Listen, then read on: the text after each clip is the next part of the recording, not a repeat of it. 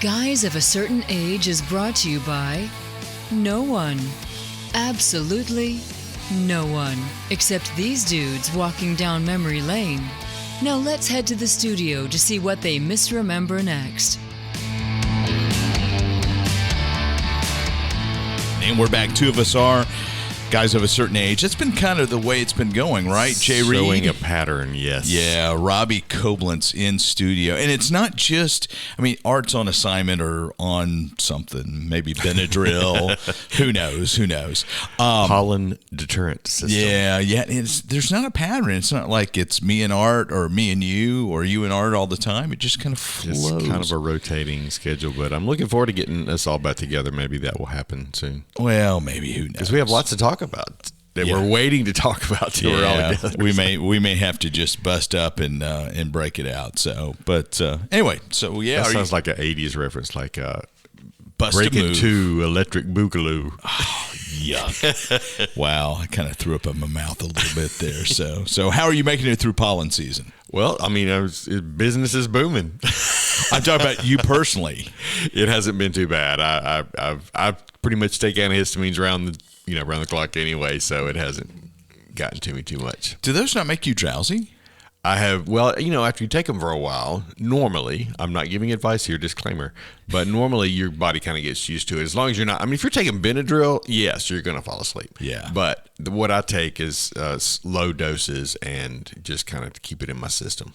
So this is not medical advice or drug advice. Consult your primary care physician. Right. We're not responsible for anything you do to yourself. But so far that's worked. Yeah. I would be asleep. Nasal, little Flonase. Little Flonase makes the world go round, doesn't it? So keeps the world going around. Yep. All right. Sponsored by, not Flonase. Sponsored by Big Pharma. Oh, whoops. Somebody's going to come after us now. So, all right, let's jump into some Geeks of the Week. Jay, would you like to go first? I'll go first. Hey, so when you and Art recorded, I haven't listened to the Patsy Cline show. Who went first on Geeks of the Week? I don't remember, honestly. I think I did. Oh, wow. We kind of went back and forth, but we had lots. We kind of followed your pattern and had a bunch of geeks. Oh, hopefully. Which by the time this airs, that will already have been. Yeah, it doesn't probably. really matter. Who knows? So. Anyway, all right. Yeah. I have several today, too. All right. Who knows? We'll go. I'll just start today. I read this, and I know that we will talk. I don't want to get too much in the weeds here, but apparently, as we record, yesterday was the 10-year anniversary of Daredevil's first appearance on Netflix. So I think it's kind of cool that the new season is, in the thick of it now. And I have not got as far along as y'all have, but I'm really enjoying it. Really, really enjoying it. So just a word, 10-year anniversary and celebrating by a new series. So. I'm 2 episodes behind at this point. Okay, I think I watched number 3 or 4 yesterday. I think I've gotten through 4 out of 8. So anyway, so that's one little thing. Just to keep in my series of places to go eat that take a long time to get to, came across a place in Boerne, and I'm probably saying that wrong, Boerne, Texas, Boerne, Texas, or Boerne, Texas, little bit northwest of San Antonio. So it's like a 12-hour drive from here, 14 if I'm along, because of stuff. Anyway, it's called Dark Side Pizza, Dark Side Brick Oven Pizza, and it is just jam-packed, the decor, with 80s nostalgia stuff. Life-size figures, life-size figures of Yoda, Luke, something from Battlestar Galactica that you would recognize that I didn't, Teen Wolf, Superman flying through the air. I think there's an E.T. on a bike. There's a big sort of abominable snowman looking thing. I'm sure I should probably know what that is. And wow, we just kind of had a lights out here. But no power out. That's interesting. I think this bulb has died, Jay. Just okay. Well, maybe it's the bulb. I hope it's the bulb because it's the bulb. We're still lights on the board are still recording. We're still recording. I can still hear myself. We'll do this in the dark for a second. Okay. And that light's probably out too. Oh, it is. Yeah, I've already tried it. Yeah. All right. You continue. So Dark Side Pizza in Boerne, Texas, and just I'm not sure I've seen a restaurant aside from places like Planet Hollywood and that kind of thing that has big stuff. But this is like really cool stuff. And from what I could pick up just by flipping through Instagram, the guy that owns it is like creates some of his own stuff.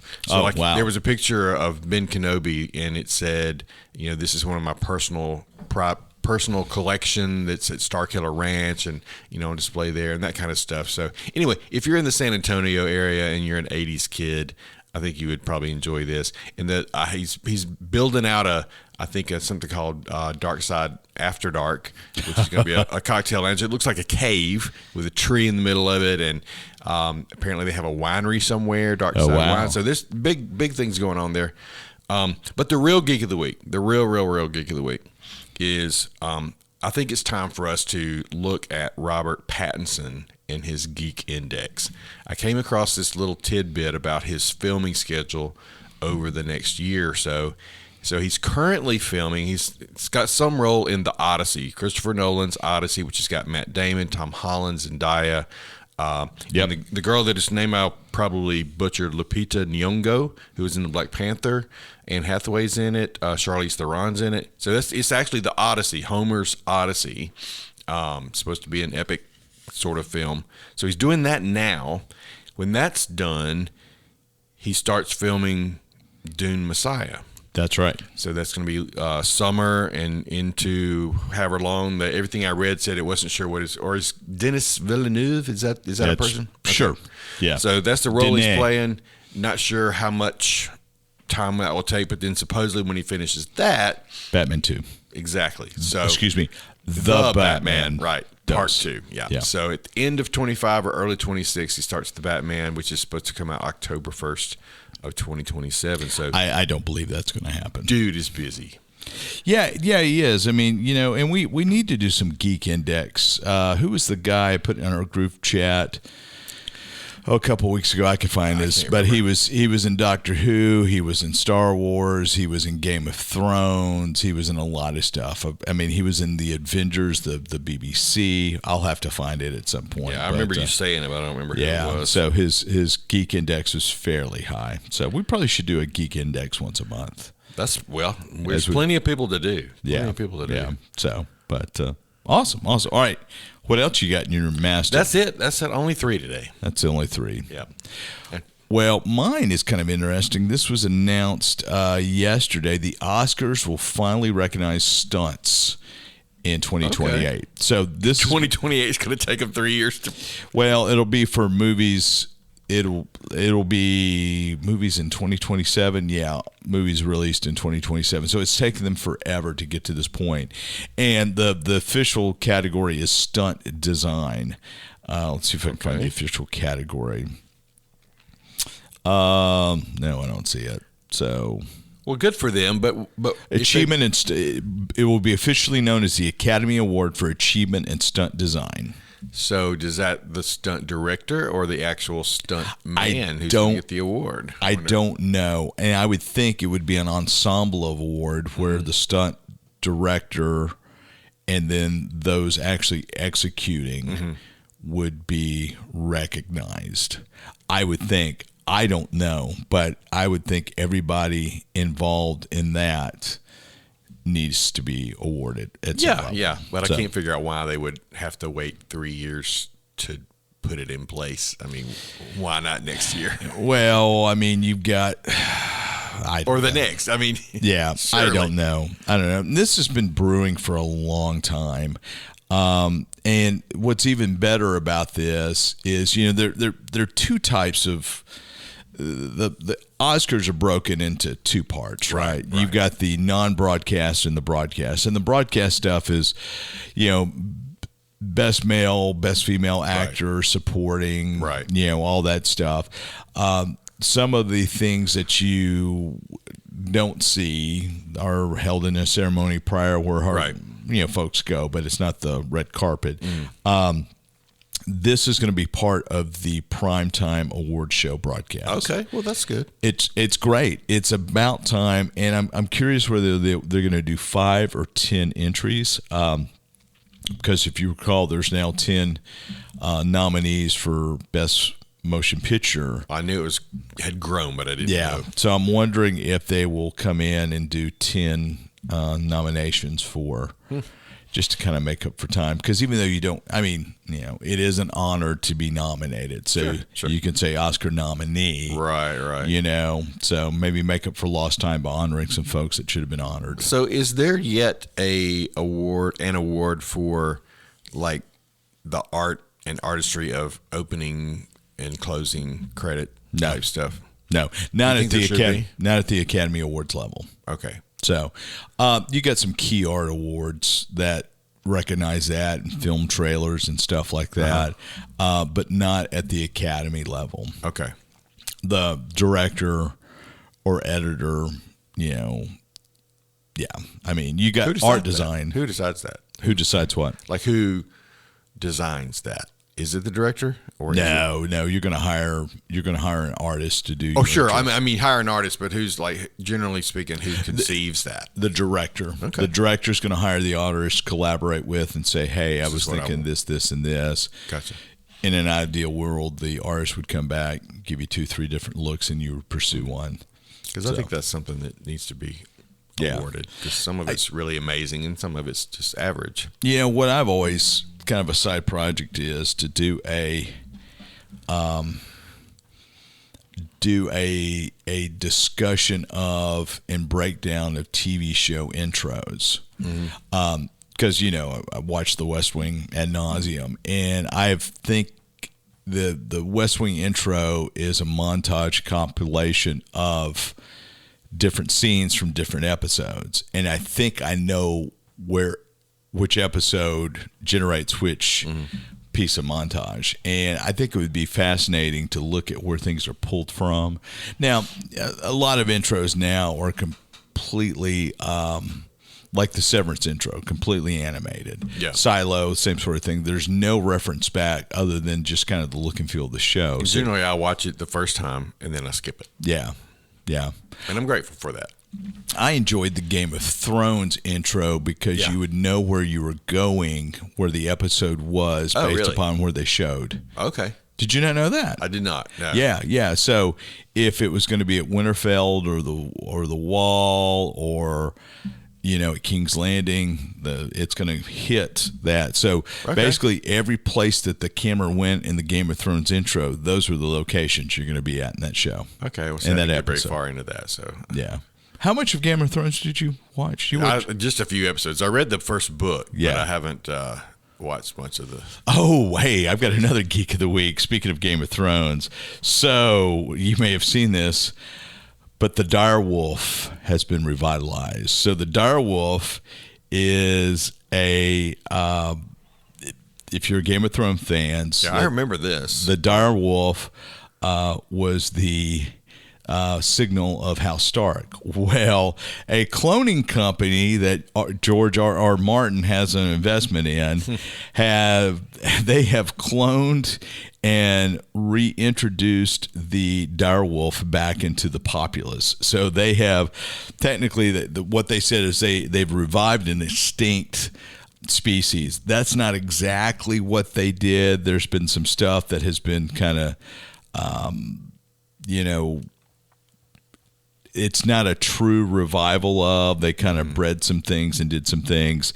But the two direwolf puppies are Romulus and Remus. Okay. Yeah. So the brothers who founded Rome. They're supposed like there's trouble in. They're the first to exist in over 10,000 years.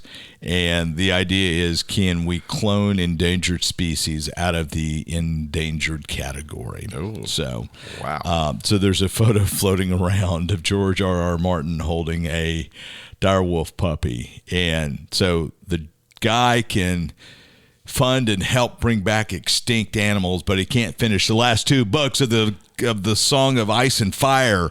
Come on, George R.R., what are you doing? Stop playing with animals and write the darn books. So was the direwolf an actual thing? I figured he made it up. No, direwolf actually roamed North America. Okay.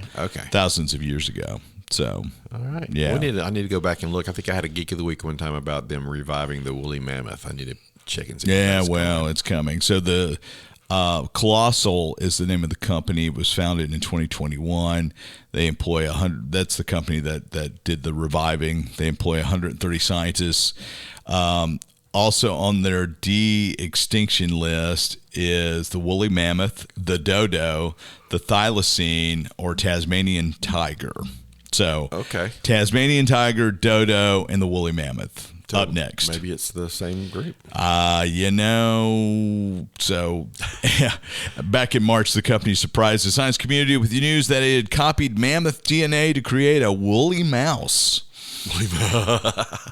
A chimeric creature with the long golden coat and the accelerated fat metabolism of the woolly mammoth. So it sounds like the rabbit in Search for the Holy Grail. I tell you what. Watch out for the woolly rabbit. I think we are messing with things we probably shouldn't be messing with.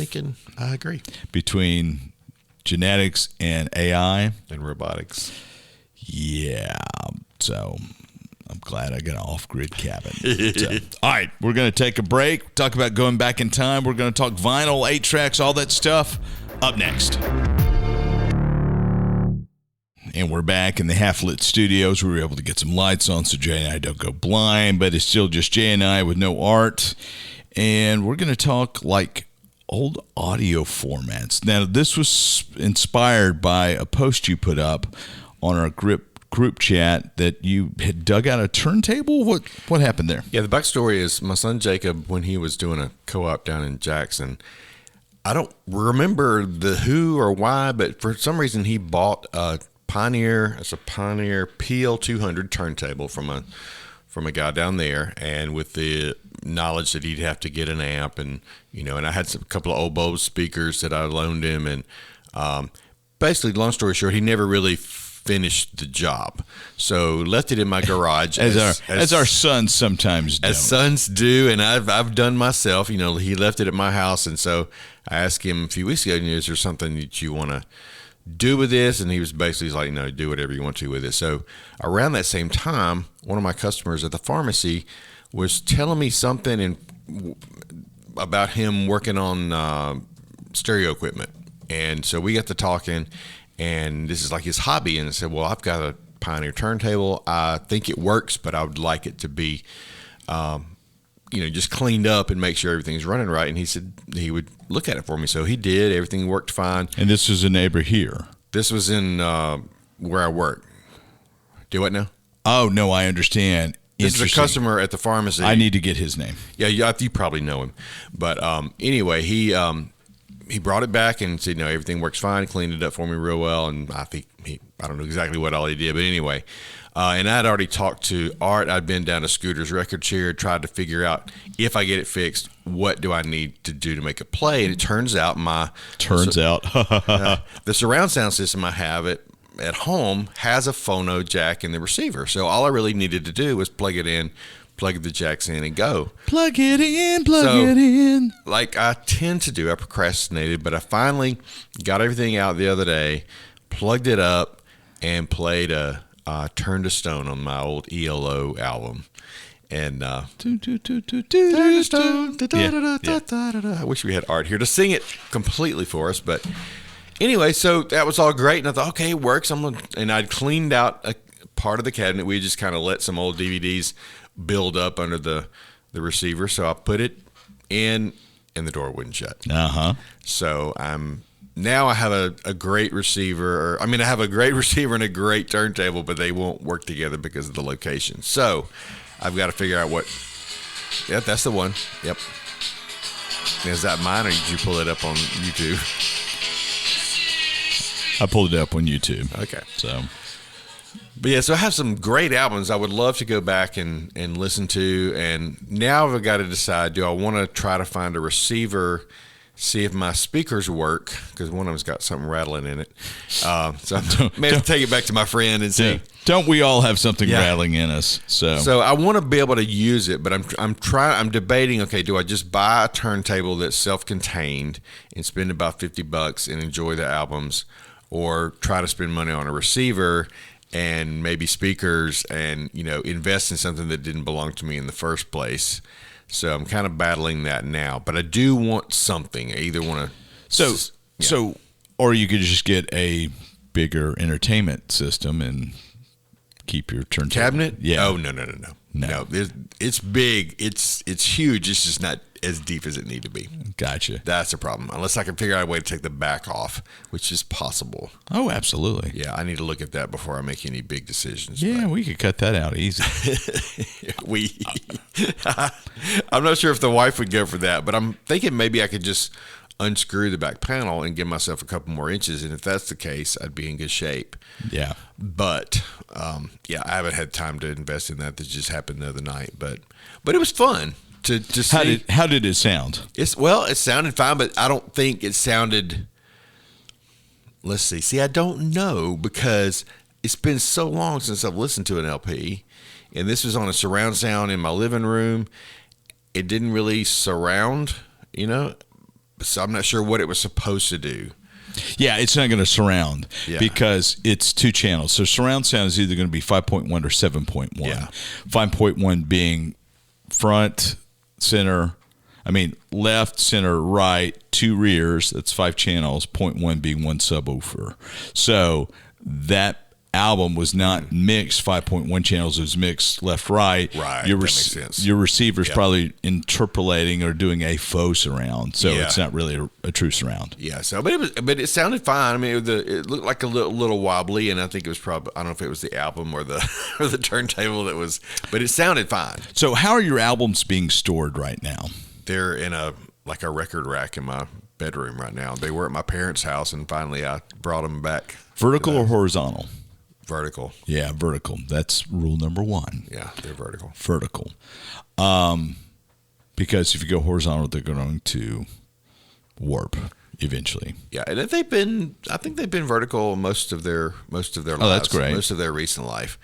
And I've got some great stuff. I was part of the record club. I've got some, Foreigner, Kansas, ELO. Kiriyama. I've got some Petra, several Petra stuff. Really? Oh, yeah. Can I buy those from you? No. What have I got that you'd want that we could trade? We'll see. Well, actually, I probably got the Petra ones. I'm pretty proud of those, though. And I've got, what I really want, though, is to go back. I've got a bunch of, albums from our high school band that I want to go back and listen to, and stuff from church, and, things that, are very, very unique to me. And, I don't have any other way to listen. So I feel like I need to invest one way or the other. It's just probably not going to go in the living room. But if I can figure out a way to put it in my office, get a good but so I'm less expensive receiver. So what I've done here, you don't necessarily need a receiver. Okay? So here comes the advice part of our segment. Advice from Robbie on how to do turntables. So the whole idea with turntables, you don't need a receiver, what we would traditionally call a receiver amp. You need a preamp that will take the output of the turntable, which the records were pressed and recorded with an RIAA approved audio curve, and you need a preamp that will take that and kind of flatten it out and make it to something that sounds much better. So you need a good preamp. There are a variety of preamps out there. You could spend thousands of dollars. You could spend hundreds of dollars. I'm going to look on Amazon right now. We're looking for... So my question right away is, while you're looking, is if I'm going to spend hundreds on a preamp, why not just spend that same amount of money on a receiver that could do more than... Because usually the preamps and receivers suck. Okay. So, so you could buy, this looks really good. It's got a couple of tubes in it. So if you want to be a really audiophile, you're going to want a preamp that has tubes to give you a warmer sound as opposed to going through a digital circuit. Okay. So here's a Fosse Audio Box X2 phono preamp. That's got gain gear. It's got a couple of tubes in it. It's a 12-volt DC, so it's not chugging a lot of power down for $70. So that looks to be a really cool little preamp. Then from that preamp, you would take outputs, and then what I would do is just get a pair. What I've done in here, I'd get a pair of powered speakers. See, I don't think my speakers that I have now are powered. They're not. Yeah. They're not. So get you a pair of powered speakers, and that's it. You've got a really compact little setup. And I'll show you when we leave what I've done, which I've been pretty pleased with. And that way you don't have a big honking receiver amplifier chewing up a lot of power. You've got some nice powered speakers. You've got a nice turntable and a preamp. And you could probably get into this for under $250 total. Okay. As opposed to buying a receiver with additional speakers, yada, yada, yada. So That makes sense. I'm not telling you to do this. But with a receiver, could I plug in my non-powered speakers to the receiver? Could you plug in your non-powered speakers to a receiver? Yes, like you would do in the old days. Yeah. So a powered speaker is a speaker that's got an amp inside specifically designed for that speaker. Okay. So you're sending a line level to that speaker as opposed to a speaker level, which is coming out of an amp into it. Okay. Does that make got sense? Dizzy. Yeah. Yeah. Well, good thing you're sitting down. Yeah. So remember back in the old days, you would have a cassette deck and a turntable and a receiver. Oh, yeah. And you would take phono cables from the cassette deck, plug into the back of the receiver. You would take audio out from the cassette deck to tape in on the receiver. Yeah. That's a line level. So that is a very low voltage level. That is your audio signal that is coming from the cassette to the receiver. Your receiver is actually a receiver amplifier. So it is taking that line level, amplifying it through transformers and things, sending out higher voltage to your speakers. That's why if you were ever stupid like me and you had a speaker wire disconnected from the back of the speaker sitting on the floor, and you had the speaker turned up and you accidentally stepped on it, it shocks you. Okay. So that's the difference between a powered line and a line level. I guess I just have these. I have bought a. This is one of my first Sam's Club purchases when I was in my mid-20s. Yeah. And was single and had money to burn. And I bought a pair of Bose speakers. Oh, yeah. And I don't think I've used them yet. I've carried them around back and forth across the world. And I think Jacob told me last, he said, yeah, Dad, it doesn't work. The one that has this shaky part may not work. But I'm determined to use these somehow. I found We'll see. I've got a Bose 5.1 surround sound system. Actually, no, it's not 5.1. It's going to be 3.1 surround, well, not even a surround system. So, what the old saying was, no highs, no lows, must be Bose. I haven't heard that. Yeah. Bose did a great job at marketing, and they weren't bad speakers at all. I think my Bose, in my surround sound, I have a Bose as that center speaker. Yeah. But I'm not sure what else. Most of the rest of it was already in the house except for the subwoofer. Yeah. I'm not sure what that is. So you don't know what a subwoofer is? I know what it is. I just don't know if it's Bose or not. Yeah. Probably if you bought it all at the same time, it probably is. May have not. The sound system was set up in my house when I bought it. I just added the center and the subwoofer when they came and set it all up. I understand. I smell what you're stepping in. Yeah. So, It doesn't shock you. No. Not like stepping on a speaker wire full tilt. But anywho, so that's the long story of the turntable, and I think I might follow. I'm gonna check into what we'll revisit that conversation off mic and. Well, and I figure out think what I you need. could actually go to Scotty's today and buy, scooters. Scotty owns scooters. Okay. You could probably go to Scooters and buy the speakers I've got and a preamp today. Oh, I didn't realize he sold stuff like that. Yeah. Okay. Scott's a great guy. So He helped me out when I was initially looking to get this thing fixed. So you and I should go to lunch and go to Scooters. That's what we should do. Okay. So shout out to Scott at Scooters, who comes in to Dolce quite a bit to get coffee. Great little record shop. This is his retirement. He worked for the city for years, and he opened up this cool little record shop. And Record Shop Day, when is Record Shop Day? It's coming up really soon. Record Shop Day is pretty awesome. Or, excuse me, Record Store Day is, what day is Record Store Day? April 12th. Oh, tomorrow's Record Store Day. I want to go in and see what he's got. So, yeah, there's all kinds of stuff. Yeah. Taylor Swift will often drop a new piece of vinyl. So I may have to go buy something from Scott. How many vinyl records do you think you have? Gosh. I probably got a couple dozen, maybe more. I've got a program called Music Buddy that I said, I'm going to figure out what I've got and scan it. Music Buddy was like $6. Great little app on my phone. You can scan the UPC code of the record and it adds it. Oh. According to Music Buddy, I have 181 albums. Vinyl. Yes. Okay. Yeah, I definitely don't have that many. Yeah. So I beat you at something collectible. Yes. So, man, we're done with the show now. Life goal achieved. Music Buddy is great. Again, it's like $5-6, and I'm showing Jay.